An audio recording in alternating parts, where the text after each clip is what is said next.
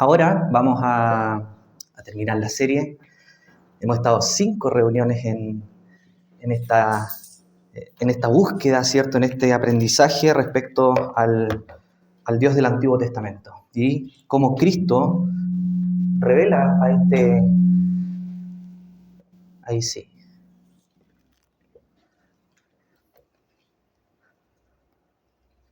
¿Ahora sí? Espero. Ya, vale. Entonces, la idea es que podamos ir repasando, ¿cierto? No viendo todo lo que ya hemos visto en estas 4 reuniones, sino que la idea es que podamos ver, ¿cierto?, a Él, que fue uno de los primeros nombres que revisamos, que pudiésemos ver, ¿cierto?, también a Elión, Elohim, Adonai, y también el tetragramaton, que son las 4 letras ya que aparecen ahí, IHWH. Ya me la preguntaron la semana pasada, sí, para que tengamos cierta claridad respecto a eso. Entonces la idea no es buscar símbolos escondidos ni cosas así, sino que la idea es que podamos seguir la ruta bíblica, seguir la historia bíblica y ver cómo todo lo revelado en estos nombres, en estos 4 nombres que vimos durante esta serie, se concentra en un punto en específico. Se concentra en la cruz de Cristo, en el Cristo crucificado y resucitado, porque allí, como el Señor dijo, cuando levantéis al Hijo del Hombre, entonces conoceréis que yo soy. Por lo tanto, la cruz, chiquillos, como lo hemos visto durante todas estas reuniones, no oculta la gloria de Cristo, sino que la cruz lo revela, y en la cruz vemos allí su nombre, ¿ya? Voy a ver si es que cambia o no cambia esta cosa. Ahí sí, bien. Bueno, hay un QR ahí. Yo, mientras lo pueden escanear, dentro de eso está el glosario de toda la serie. Está también las PPTs y está el estudio completo de todo lo que yo les he mostrado acá, ¿ya? De dónde saqué toda la información, cómo lo estudié, las palabras, de qué diccionarios, todo. Está todo ahí, ¿ya? Para que lo puedan sacar, ¿bien? Y la idea, ¿cierto?, es que al aprender estos términos no reemplaza la Biblia, sino que nos ayuda a entenderla muchísimo, muchísimo mejor. Bien, entonces todo esto lo vamos a ver en un total de 5 puntos, ¿ya? Son 5 puntos, vamos a ver cada nombre y vamos a seguir la ruta de lo que ocurre en Juan, el capítulo 19. Entonces vamos al primer punto, lo voy a poner al final después, ¿ya? En la cruz, ¿cierto?, vemos su nombre y vamos a verlo, ¿cierto?, a través de todos estos nombres, y vamos al primer punto, que es en Juan capítulo 19. Vamos desde el versículo 19 al 22. No le puse los versículos, así que busquen sus Biblias. Capítulo 19, desde el versículo 19 al 22. Dice así la palabra del Señor, chiquillo. Del 19 al 22. Escribió también Pilato un título que puso sobre la cruz, el cual decía: Jesús Nazareno, Rey de los Judíos. Y muchos de los judíos leyeron este título, porque el lugar donde Jesús fue crucificado estaba cerca de la ciudad, y el título estaba escrito en hebreo, en griego y en latín. Y dijeron a Pilato los principales sacerdotes de los judíos: no escribas Rey de los Judíos, sino que él dijo: soy Rey de los Judíos. Respondió Pilato: lo que he escrito, he escrito. Y en paralelo, ¿cierto?, en Mateo 27, la idea es que tengamos estos versículos a mano y estos pasajes a mano, no suelten el de Juan. En Mateo 27, desde el 39 al 42, dice lo siguiente, chiquillos. Y los que pasaban le injuriaban mediando la cabeza y diciendo: tú que derribas el templo y en 3 días lo reedificas, sálvate a ti mismo si eres hijo de Dios, desciende de la cruz. De esta manera también los principales sacerdotes, escarneciéndole con los escribas y los fariseos y los ancianos, decían: a otros salvó, a sí mismo no se puede salvar. Si es el Rey de Israel, descienda ahora de la cruz y creeremos en él. Hasta acá, chiquillos, vamos a leer en este primer punto.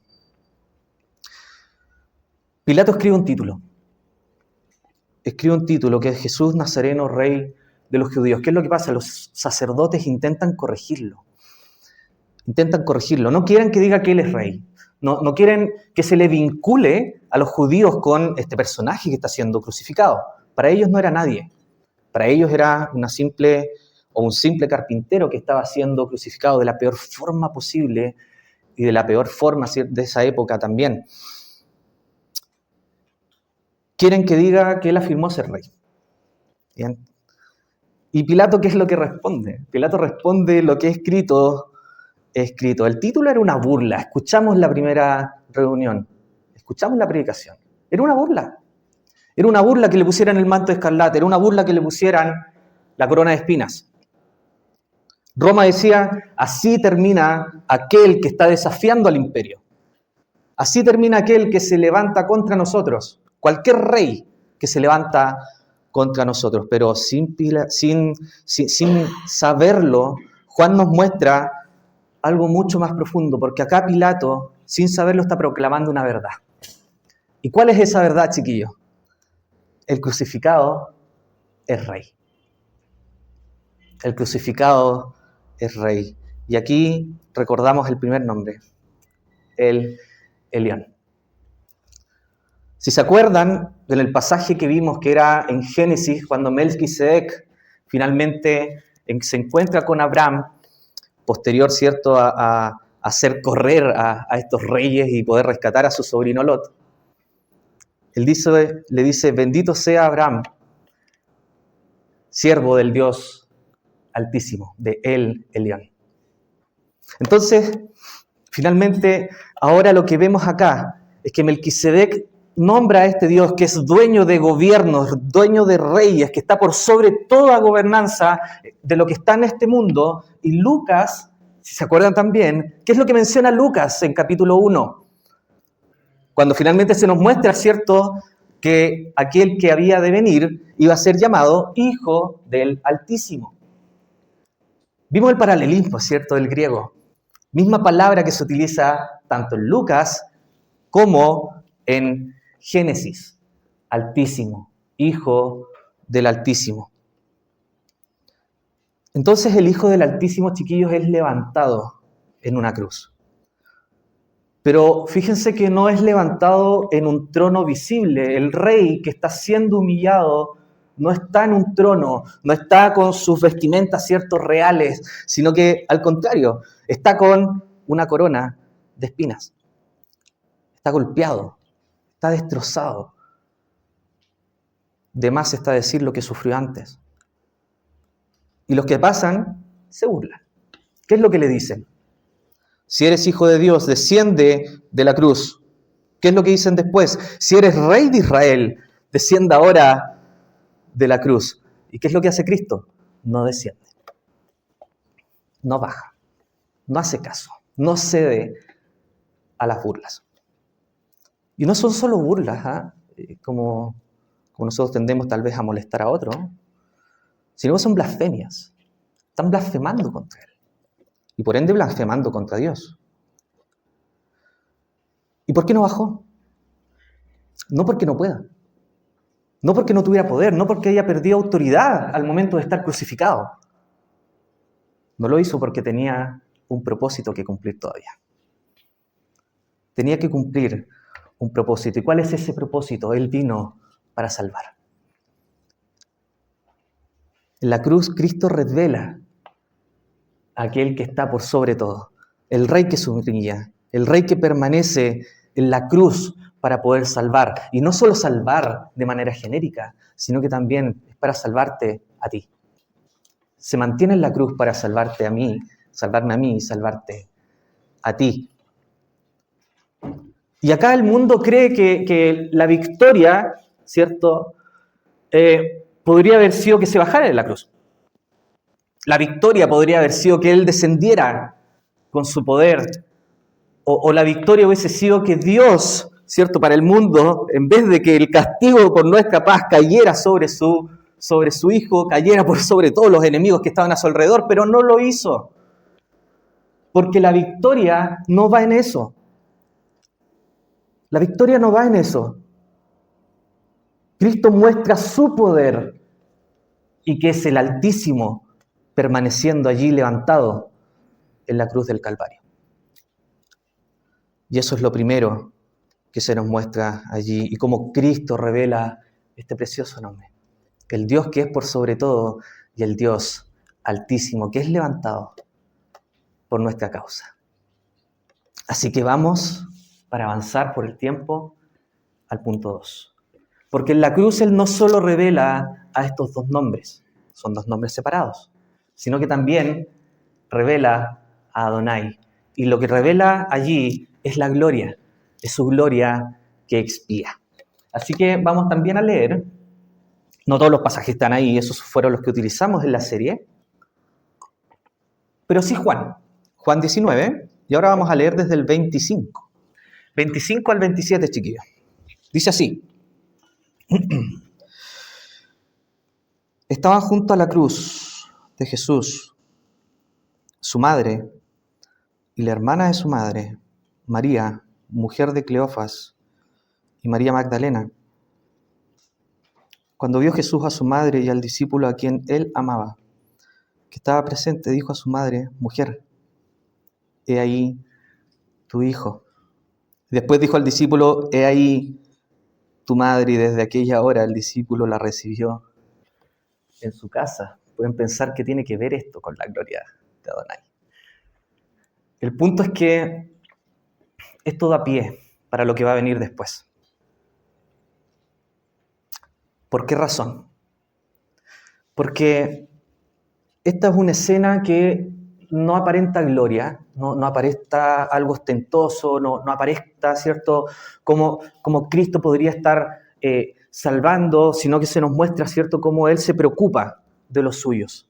Se nos muestra que Él aún en agonía, aún sufriendo, cuida, ordena y sostiene a los suyos, pero sobre todo es algo que nos muestra y que va a dar el pie para lo que viene. ¿Y qué es eso? Que Él no ha perdido la razón, a pesar del dolor, a pesar del sufrimiento, a pesar de la sangre que ha perdido, a pesar del estado de su cuerpo. Él no ha perdido la razón. Uno de los argumentos de por qué hace esto, y dicen que todo lo que viene después es porque el Cristo ya estaba, con toda la reverencia, ¿cierto?, que conlleva esto, estaba perdido de razón. Y no es así. Él sabe muy bien lo que está haciendo. Él tiene claro que cada cosa y cada obra que está realizando en la cruz está en su perfecto juicio. Él sabe lo que está haciendo. Esto nos muestra que no está desorientado. Y aquí, chiquillos, posteriormente, como dice arriba, en Isaías 6, Isaías 53 y en Hebreos 1, podemos ver su gloria. Recordemos un poco, porque aquí recordamos a Adonai. En Isaías 6, Isaías vio a Adonai en su trono, si se acuerdan, rodeado de serafines que clamaban: Santo, Santo, Santo. Y Isaías lo único que hizo fue tirarse al suelo y decir: hasta aquí llegué. Hasta aquí llegué.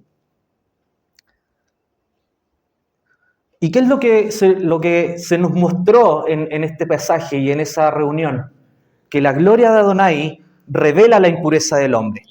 La gloria de Adonai, ¿qué es lo que nos muestra? Revela el pecado, expone al pecado, porque está Dios en su santidad, glorioso, enorme, gigante.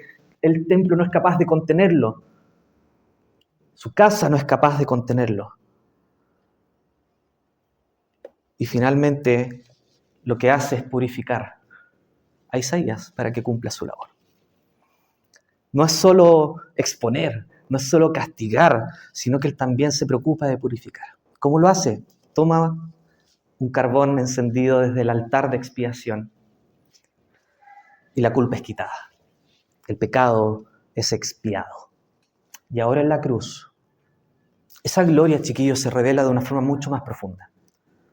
¿Cómo se revela esa gloria en la cruz? El santo, santo, santo, la gloria de Dios es tratado como culpable. El Señor de la gloria aparece bajo humillación. Y fíjense que a pesar de estar bajo humillación, a pesar de estar clavado en esa cruz, la gloria de Cristo no desaparece. No desaparece. En ningún momento lo hace. Sino que la gloria de Cristo se revela tratando de nuestro pecado. ¿Cómo? Isaías 53, ¿qué es lo que nos menciona? Que el siervo fue traspasado por nuestras rebeliones, molido por nuestras iniquidades. Por lo tanto, se nos muestra la santidad de Dios. Se nos muestra la santidad de Dios porque Adonai salva sin ignorar el pecado. Sino que, ¿qué es lo que hace? No la carga sobre ti, no la carga sobre mí, sino que la carga sobre el siervo. La carga sobre él. Y posteriormente Hebreos.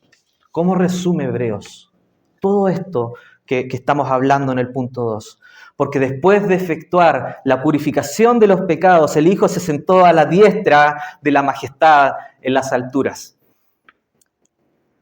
Por lo tanto, quiero que vean esto. Lo primero que ocurre allí en la cruz, tenemos purificación y después vemos el trono. Vemos al siervo siendo sacrificado por nuestros pecados, pareciendo que perdía su gloria, pero eso no ocurre. En ningún momento Él deja su divinidad. Él siempre se mantiene en total o se mantiene en total control y posteriormente es entronizado porque cumple a lo que Él vino a hacer aquí en la tierra. Eso es lo que hace y se sienta a la diestra del trono. Y en la cruz Cristo revela a Adonai, que es la gloria que expía. Cuando hablamos de la diestra, recuerden, no es que haya dos tronos, es un trono. Es un trono y Él lo que significa allí es que Él está puesto en gloria, en honra y en majestad. Gloria, honra y majestad. Por lo tanto, eso es lo que se nos muestra acá en este segundo punto y cómo Cristo nos está mostrando a Adonai y su gloria, porque Él es quien la encarna. Así que vamos al tercero, que fue lo que vimos también en el primer nombre. Y me voy a quedar también, dije, no puedo ver el Elión, cierto, separado, pero sí puedo verlo a Él de forma separada. Así que vamos a Mateo. Mateo capítulo 27, desde el versículo 45 al 46. Vamos allá. Mateo 27, del 45 al 46. 2 versículos solamente.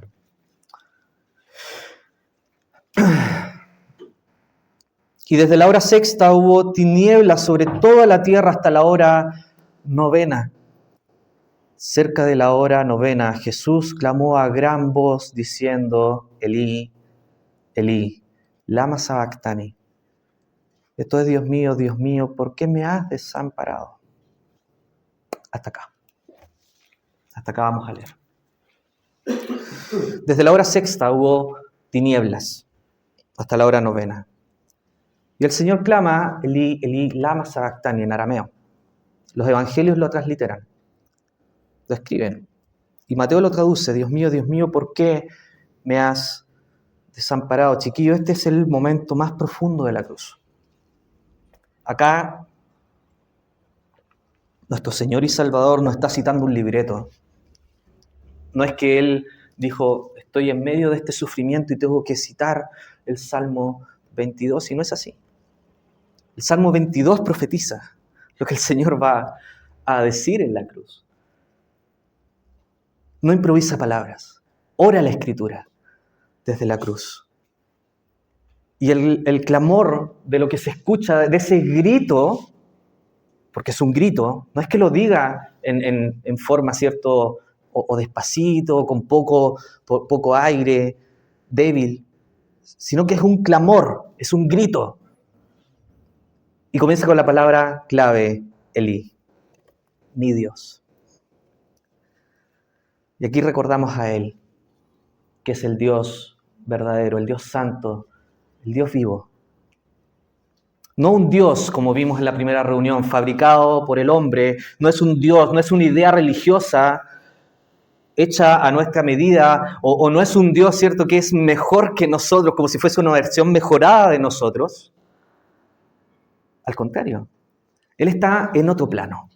Dios está en otro plano. Dios está fuera de lo que nosotros podemos comprender. Por eso es necesario, y fue necesario, que Él se revelara a través de su palabra. Y es este Dios ante quien el pecado no puede quedar sin juicio. Él está por sobre gobernanza, está sobre reyes, está sobre todo tipo de poder de este mundo. Por lo tanto, puede juzgar. Y ahora el Hijo Eterno clama: mi Dios. Esto tiene que decirse con cuidado. Y acá quiero ser bien claro. La Trinidad en ningún momento se rompe. En ningún momento el Padre deja de amar al Hijo o el Hijo deja de ser Hijo en algún momento. Jamás. No ocurre eso. Lo que está haciendo aquí Cristo es que Él está actuando y Él está aquí efectuando la obra por nuestra salvación desde el rol de mediador. Está tomando tu lugar. Es como si tú estuvieras hablando. Toma tu lugar allí en la cruz, con tus pecados cargándolos sobre Él, y allí tampoco Él se contamina. No deja de ser santo, no pierde su gloria. Sigue siendo Dios y hombre en perfecto estado. Pero en su rol de mediador, y en su rol de mediador, clama: Elí, Elí, para que tú puedas decir: Padre mío, en una forma cercana. Y Él carga con el castigo de nuestra paz. Y este desamparo no es pérdida de identidad divina. En ningún momento Él pierde su divinidad. Clama porque carga el pecado tuyo, mío. Está clamando por eso. Y recibe el castigo que tú y yo merecimos. No es cualquier cosa lo que está pasando acá. Finalmente es todo nuestro historial sobre Él. Y el Dios santo, puro y justo, revisa esto y decide castigar. Decide castigar. ¿Y qué es lo que pasa con los presentes? A Elías llama a este. No tienen ni idea de lo que está pasando ahí. No tienen ni idea que finalmente está pasando algo extraordinario. Fíjense que ven sufrimiento, pero no entienden que está haciendo sustitución allí en la cruz. Oyen el clamor, pero no entienden que al Dios a quien le está hablando es el Hijo, el que está siendo allí crucificado por culpa de ellos también. Por culpa de ellos. En la cruz Cristo revela a Él, el Dios verdadero, el Dios santo, el Dios justo, ante quien nuestro pecado tiene que ser tratado. Por esa razón, Él no puede, ¿cierto?, negarse a sí mismo y perdonar a aquel, ¿cierto?, que es culpable sin castigar el pecado. Tiene que cargarlo en alguien. ¿En qué lo carga? En Cristo. Para que tú no lo cargues. Y allí en nuestro lugar el Hijo clama. Pero no solo son estos nombres, porque también vimos otro. Vimos a Elohim. Vimos a Elohim, la palabra encarnada. Y a eso vamos a leer en Juan 19, pero del 28 al 30. Ya lo deben tener, ¿cierto?, ahí a manito. Dice: después de todo esto, sabiendo Jesús que ya todo estaba consumado, dijo: para que la escritura se cumpliese, tengo sed. Y estaba allí una vasija llena de vinagre. Entonces ellos empaparon en vinagre una esponja y poniéndola en un hisopo se la acercaron a la boca. Y cuando Jesús hubo tomado el vinagre, dijo: consumado es. Y habiendo inclinado la cabeza, entregó el espíritu. Hasta acá. El Señor Jesucristo, cuando ya sabía que ya estaba todo hecho, que lo que pasó antes, la sustitución, la redención por nuestros pecados, cuando pagó por nuestros pecados, cuando te sustituyó ahí en la cruz, si es que tú aceptas a Cristo como tu Salvador personal, ahora dice, cuando ya vio que estaba todo hecho, siguen sus cabales, no olviden eso. Juan agrega, para que la Escritura se cumpliese, y luego el Señor Jesucristo declara, consumado es, tetelestai. Y aquí recordamos a Elohim, chiquillos. ¿Por qué razón? Porque aquí lo que vimos en ese momento, Elohim aparece como dentro de los primeros nombres. Génesis 1, creando todo. El Dios creador, el Dios que habla, y el Dios cuya palabra no falla. El Dios cuya palabra se mantiene firme. El Dios cuya palabra no vuelve atrás. Y si se acuerdan, en Génesis 1 vimos, dijo Elohim, sea la luz, y fue la luz. No hay una espera. La creación reacciona a su palabra. Dios habla y la realidad obedece. Una de las cosas más firmes y fuertes que podemos ver en este nombre. Su palabra no queda en intención y su palabra no vuelve vacía. En ningún momento vuelve vacía. Cumple lo que Dios quiere. Y ahora esa verdad llega a la cruz de Cristo. Y finalmente en la cruz, que parece un lugar donde todo se apaga. Un lugar donde tal vez ya todo está perdido. Fíjense que la mayoría de sus discípulos no está ahí. Salieron arrancando en la noche anterior. Uno lo negó, uno lo entregó. A la vista del mundo, completamente desperdido y desperdiciado. 3 años perdidos. Una vida perdida. 23 años sin descendencia, terrible en esa época. Pero no. Juan nos muestra que en realidad en la cruz es donde todo se cumple, donde finalmente la palabra encarnada cumple lo que Dios había prometido. Y fíjense que ni la sed, ni el vinagre, ni el último aliento quedan fuera del gobierno de Dios. Nada, ni siquiera los golpes que le estaban dando. Él estaba sustentando todas las cosas porque por Él fueron creadas todas las cosas. Él estaba sustentando la cruz que lo estaba sosteniendo. Sustentaba los músculos de aquel Dios que le estaban pegando. Sustentaba los clavos que estaba sosteniéndolo allí en la cruz y con dolor tenía que subir y raspar su espalda con tal de poder respirar y poder gritar, consumado es, para que su palabra pudiese estar allí y se pudiese cumplir, porque lo que dice allí no queda vacío, sino que realmente está diciendo, ya está todo hecho y no tienes nada más que agregar, solo creer. Solo creer. Y todo avanza según la Escritura. Juan 1, ¿qué es lo que decía? En el principio era la palabra. Era el Logos. Entonces Cristo no solo trae una palabra de Dios.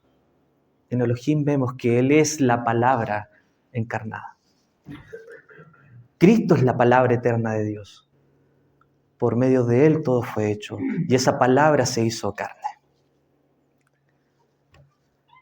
Tomando forma de siervo hecho semejante a los hombres, dice Filipenses. Y por eso el Señor Jesucristo dice, consumado es, no de derrota, sino que de victoria. Un grito de victoria. Y esta palabra también se utilizaba como victoria militar, victoria económica, todo está pagado. Yo vencí, finalmente, he vencido. Todo ya está pagado, no tienes nada más que hacer. Judicialmente ya está todo declarado pagado. Todo está hecho para que tú lo único que tengas que hacer es creer. Solo creer.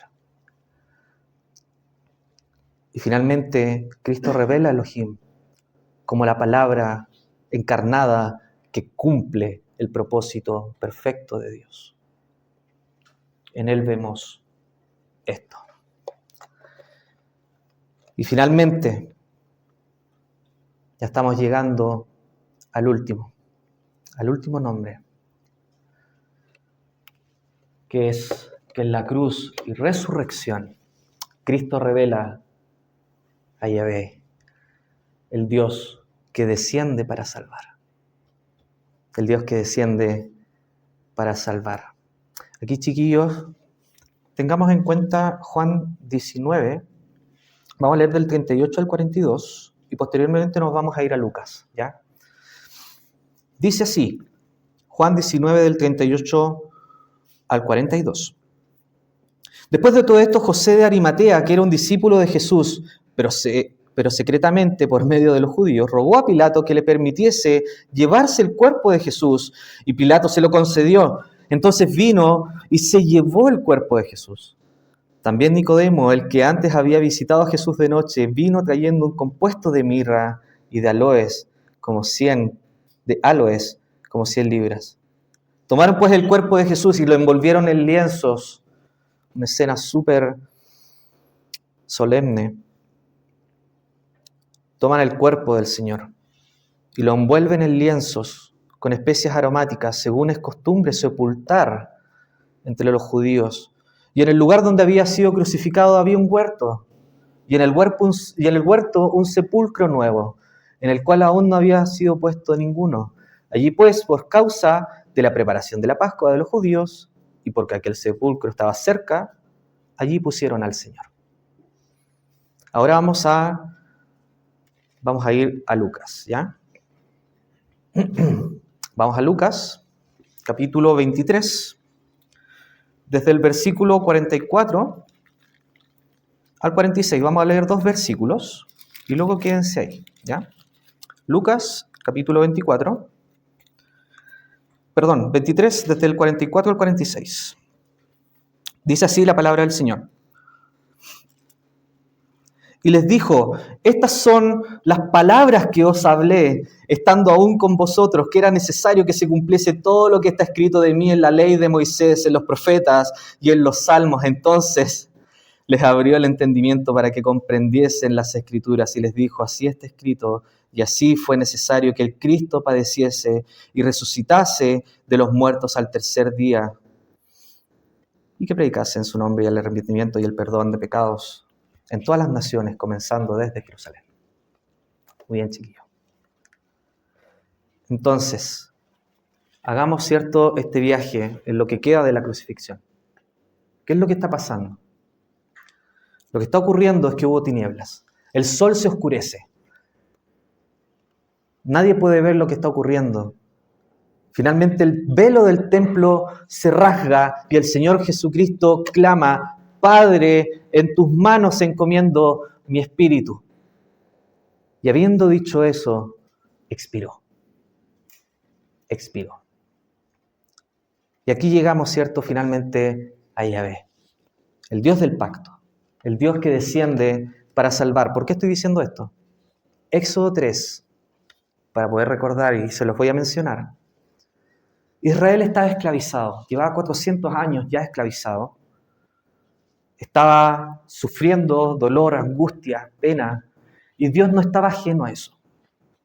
En todo momento Él sabía lo que estaba pasando y preparó un plan perfecto.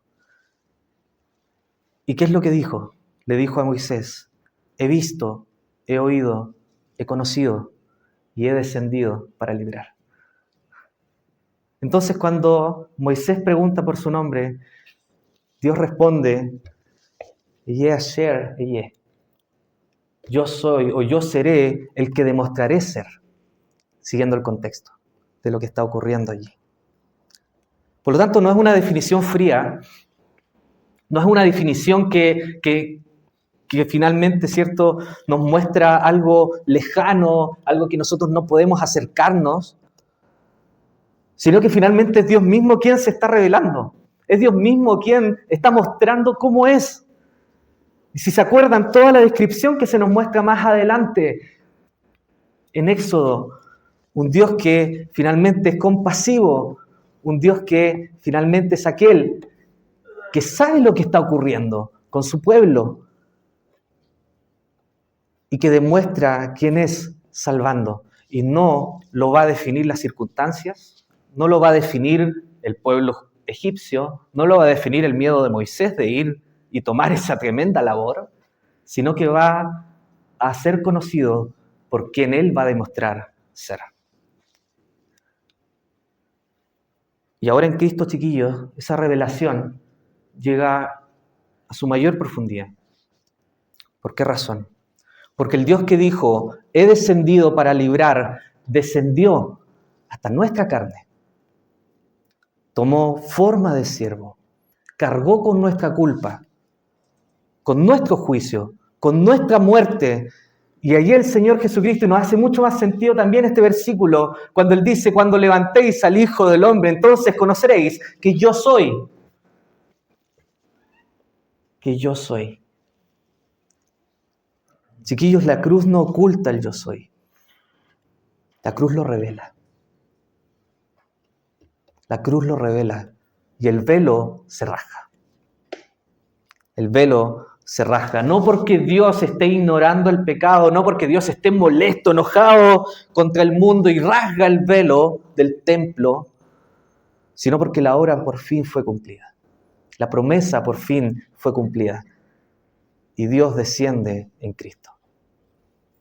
Desciende en su Hijo perfecto. Desciende en yo soy, que fue lo que pudimos ver. El Hijo abrió el camino con su muerte. El velo se rasga por eso. Y ahora tú puedes entrar libremente al trono de su gracia para hallar misericordia en el momento oportuno. No hayas justicia en un sentido de que sobre ti vaya a caer justicia, porque ya cayó la justicia sobre él, sino que tú accedes al trono y hayas misericordia. Y si hay alguno aquí que no es creyente, tienes el privilegio de poder orar y no ser pulverizado en el acto por su santidad. La oración no es algo místico en un sentido de que estamos inventando este tipo de cosas. Estás accediendo a la presencia del Señor por medio de la oración. Y no eres pulverizado en el acto porque allí hay misericordia y gracia. Y puedes entrar a Él y puedes acercarte a Él con total confianza y Él te va a escuchar y Él te va a oír. Y si clamas por salvación, Él está con sus brazos abiertos para esperarte. Él abrió el camino con su muerte. Y luego se nos muestra que Él realmente murió. Tenemos la escena de la lanza siendo clavada en su costado, sangre brotando, agua brotando, signo de asfixia, una muerte clínica comprobable. Muere allí en la cruz. Entrega su vida. La muerte del Señor Jesucristo fue real. José y Nicodemo, los fariseos, súper respetables, pierden todo, absolutamente todo, al tomar el cuerpo del Señor.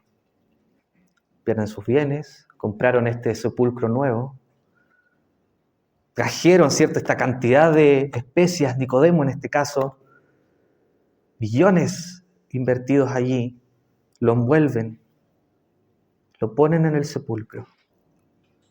Y la historia no termina allí. Porque finalmente, chiquillos, Lucas 24, en el versículo 5 y 6, fíjense lo que dice. Y como tuvieron temor y bajaron el rostro a tierra, les dijeron, ¿por qué? Me encanta este versículo. ¿Por qué buscáis entre los muertos al que vive? No está aquí, sino que ha resucitado. Acordaos de lo que os habló cuando aún estaba en Galilea. ¿Por qué buscan entre los muertos al que vive? Y Apocalipsis 1 finalmente une todo. Porque allí aquel que está sentado en el trono dice, yo soy el primero y el último, el que vive, el que estuve muerto, pero vivo por los siglos de los siglos. Chiquillos, ahí está citando, si se acuerdan, Isaías 45. Ese lenguaje pertenece al Dios eterno, pertenece al Dios santo. Y Cristo lo está tomando y diciendo, yo soy el primero y el último. Yo soy aquel que había de venir. Yo finalmente cumplí la promesa de Dios al descender para poder librar a mi pueblo. Entregué mi vida y resucité de entre los muertos conforme a las Escrituras. Y ahora Cristo lo toma en sus manos. El viviente que estuvo muerto, finalmente es el yo soy que fue levantado. Y ahora vive para siempre. Vive para siempre. Chiquillos, en la cruz y resurrección, Cristo revela de forma perfecta Yahvé. El Dios del pacto, el Dios que desciende, el Dios que salva, y finalmente es el Dios que vence y vence a la muerte. Entonces, chiquillos, ya para ir terminando, esta serie, la intención mía en esta serie no era mostrarles 5 ideas separadas o 5 reuniones separadas. Era que pudiesen ver en cada nombre la característica de lo que se nos está mostrando allí y ver cómo Cristo, en su amor perfecto, en su encarnación, los muestra de una forma completamente cercana. No es un Dios pequeño, y quiero que se queden con esto. Jesús es mucho más que un carpintero, es mucho más que un judío que nació en el primer siglo, que estuvo en Nazaret, una ciudad que era súper mirada en menos. Chiquillos, Él es el Dios eterno. Él es aquel que encarnó de forma perfecta a Dios. Por lo tanto, al momento de estar mirando esto, tenemos que preguntarnos varias cosas. ¿Realmente en mi vida estoy viendo a Jesús con ese tamaño? ¿Mis acciones reflejan el tamaño que debe tener Cristo en mi corazón? ¿O lo veo como un igual? Como si fuese una versión mejorada de mí. Porque finalmente cuando tú ves el tamaño que tiene Jesús y ves lo que hizo, chiquillos, el cristianismo es mucho más que religión. No es religión, es una forma de vida de aquellos que ya han confesado a Cristo como su Señor y su Salvador. Es una vida que te llama a transformar, a santificarte. Es una vida que te llama a dejar cosas con tal de poder entregar tu vida a aquel que te libró y a aquel que te salvó. No es una religión dominical. No es algo que tengas que estar viniendo, ¿cierto?, las reuniones de la semana y durante tu vida diaria estás siendo cualquier persona, no dejando impacto en el mundo, no siendo luz en el mundo.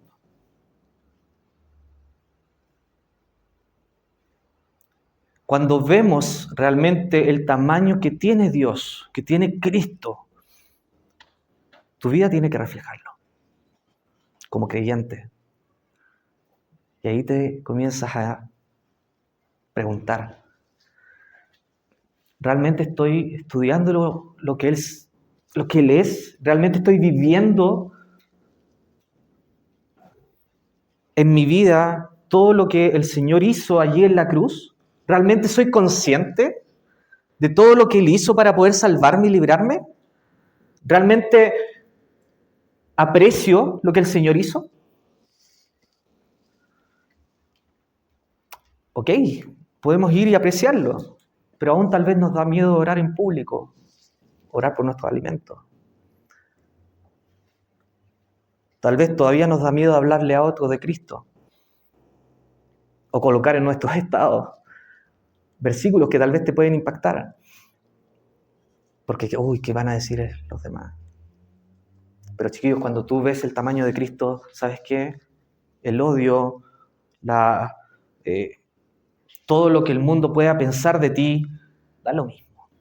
Cristo es más grande. Cristo es mucho más grande. ¿Vale la pena? Sí. Chiquillos, toda la Biblia habla de Él. Lo hemos visto en la serie. Todo habla de Él. Por lo tanto, no es una idea inventada. Cristo es la revelación perfecta de Dios. Por lo tanto, Él está escuchando, está atento a tu oración. Este puede ser el momento en el que tú puedes tomar una decisión, dar vuelta a tu vida. Si has sido un creyente que ha estado frío, un creyente que ha dejado cosas, es tiempo de volver. Es tiempo de decir, sí, el Señor cargó todos esos pecados, esa lejanía en la cruz. Descendió para librarme. Por lo tanto, ¿cómo no me va a amar ahora si me amó cuando era un hombre sin sus pecados perdonados? Chiquillos, Cristo los ama. Cristo te ama. Tanto, tanto, que a pesar de toda su grandeza, de todo su poder y todo lo que Él estaba gozando en la eternidad junto con el Padre, junto con el Hijo, junto con el Espíritu Santo, el Hijo desciende, se encarna, deja todos esos privilegios, toma forma de siervo, vive en medio de su pueblo. Y después es tratado de la peor forma posible, golpeado y siendo finalmente crucificado. Pero si se fijan, chiquillos, todo eso ocurre por un propósito. No es derrota, es victoria. No muere sin un propósito. Y acá quiero que, finalmente ya para terminar, no quiero, chiquillos, que esto lo vean como algo que no te pertenece. Porque Él te ama tanto que se acordó de ti para que estuvieses acá hoy. Él te ama tanto que movió todo, porque Él, recuerden, controla todo. Toda nuestra realidad gira en torno a su poder, para que estuvieses acá y pudieses escuchar el Evangelio una vez más. No es simple religión, es la verdad de Dios. Y si tú oras para que te salve, no te va a rechazar. No lo va a hacer. El Señor te ama. El Señor te ama. Así que, de verdad, chiquillos, espero que esta serie los ayude a nutrir más nuestra adoración. Nos ayude, ¿cierto?, a nutrir mucho más cómo nos referimos a Dios, poder estudiar con mayor conciencia, poder orar con mayor contenido, no porque tengamos que hacerlo, ¿cierto?, porque somos mejores teólogos o cosas así, sino que es porque Él es mucho más grande que el conocimiento actual que podemos tener. Y cuando comienzas a tener mucho más conocimiento, acuérdate que Él es el Altísimo y es mucho más grande de lo que tú y yo nos podemos imaginar. Siempre Él va a ser más alto, siempre Él va a ser más grande, por lo tanto, deja el ego de lado y comienza a estudiar para su gloria y para su honra. Así que, como les dije en el QR, está todo este estudio. Está el glosario, está el estudio, están las PPTs. Se los traté de dejar lo más ordenado posible. El PDF tiene todo lo que no alcancé a decir acá, pero aún así es lo que pude encontrar para poder hacer esta serie. Así que, chiquillos, se los dejo con todo el amor para ustedes y de verdad espero que tomes la mejor decisión el día de hoy. Si no has creído en Cristo como tu Señor y tu Salvador, date cuenta y toma la mejor decisión de tu vida. Va a haber gozo en los cielos. Y después cuéntanos, para que nosotros también tengamos gozo acá. Que el Señor te bendiga, los bendiga, y vamos a orar ya para terminar. Queremos dar gracias, Señor, por quién tú eres. Tú te has revelado de una forma tan cercana, tan linda. Has permitido que podamos estar acá a la luz de tu palabra. Por lo tanto, queremos dejar en tus manos lo que hemos aprendido en esta serie. Que podamos apreciarte en el tamaño que tú te mereces en nuestra vida. Ayúdanos a no mirarte como un igual, a mirar a nuestro Señor como menor que nosotros, como una especie de talismán, sino que Él es enormemente grande y se merece toda nuestra adoración. Así que rogamos por corazones aquí que pueden estar fríos, que puedan estar lejos, hermanos nuestros, para que tú obres en sus vidas por medio del Espíritu Santo y que puedan volver, que puedan creer aquellos que no han creído, que puedan aceptar a Cristo como su Salvador personal y puedan darse cuenta que los amaste tanto, que enviaste lo más preciado que tenías, tu Hijo precioso, y lo entregaste para morir. Así que dejamos todo en tus manos, Señor, para que esta reunión sea solo para tu gloria y solo para tu honra. Dejamos todo en tus manos entonces. En el nombre de nuestro Salvador, nuestro Señor Jesús. Amén. Amén.